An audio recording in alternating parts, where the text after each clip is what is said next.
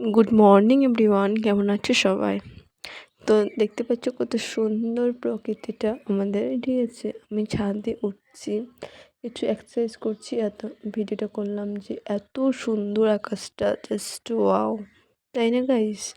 দেখতে মাশাআল্লাহ অনেক সুন্দর লাগছে। আজকে আকাশটা একদম পুরো মেঘলা মেঘলা, উফ দারুণ লাগছে, আর হাওয়া করতেছে, একদম দারুণ। ঠিক আছে, তো আজকে সকালে উঠে আর কি সব কিছু কাজ করে সব কিছু কাজ করে তারপরে যে আমাদের আজকে মাংস নিয়ে এসছে। হ্যাঁ, তো আজকে মাংস আলু দিয়ে আমি রান্না করব। তো কী করে রান্না করছি, কীভাবে রান্না করছি সেটাই তোমাদের সাথে শেয়ার করব, ঠিক আছে। তো ভিডিওটা একদম শেষ পর্যন্ত দেখবা। এই যে প্রথমে রসুনগুলো আমি ছাড়াচ্ছিলাম, তারপর রসুন পেঁয়াজ তারপরে আর কি যা যা লাগে সবগুলো ছাড়িয়ে মানে এক জায়গায় রাখছি।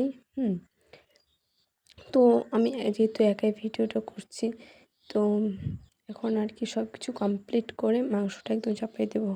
হ্যাঁ, আমার এখানে কোনো ক্লিপ নিতে ভুলে গেছিলাম, ঠিক আছে। মানে কী বলবো, ভুলে গেছিলাম আর কি। তো মাংসটা একদম চাপাই দিয়েছি, একদম কড়াইয়ের মধ্যে তেলটা গরম করে সব কিছু একটা মশলা টশলা দিয়ে একদম সুন্দরভাবে একটা স্মেল বার হচ্ছে, এত সুন্দর, জাস্ট ওয়াও, ঠিক আছে। তো এরকম করে আর কি ভালো করে নাড়াচাড়া করে এরকম কালারটা আসবে, একদম দেখতে খুব সুন্দর লাগবে, ইয়ামি ইয়ামি, ঠিক আছে।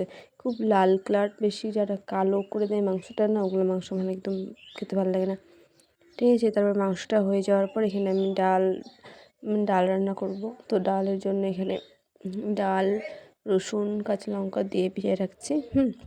তবে আলু সিদ্ধ দেবো আর কি ভাতে, তো ওটাই আলু সিদ্ধ দেবো। তো জাস্ট এটা ইগনোর করো। তো ডাল তারপরে আমি করব, তারপরে ভাত রান্না করব। এই যে এখন ভাতের জন্য রেডি করছি সব কিছু আর কি। তো এই যে আমি যেহেতু উনুনে রান্না করছি, তো দেখছিলাম আর কি ভাতগুলো কত দূর। তো দেখছি যে এখন অনেকটা দেরি আছে ভাতের আর কি। হ্যাঁ, তো ভাত হতে তো অনেকটা সময় লাগে। তো আমি ভাত হতে হতে আর কি সবগুলো কাজ একসাথে করে নিই আর কি, সব কিছু এক জায়গায় রাখি, ঠিক আছে। তারপরে এখন আমি কাটবো কাঁকরোল, ঠিক আছে। এটাকে তোমরা তোমাদের ভাষায় কী বলে জানি না, কিন্তু আমাদের দিকে এখানে কাঁকরোলে বলে, ঠিক আছে। তো এই যে এক ফিনিশে কেটে নিলাম আমি একদম এতগুলা।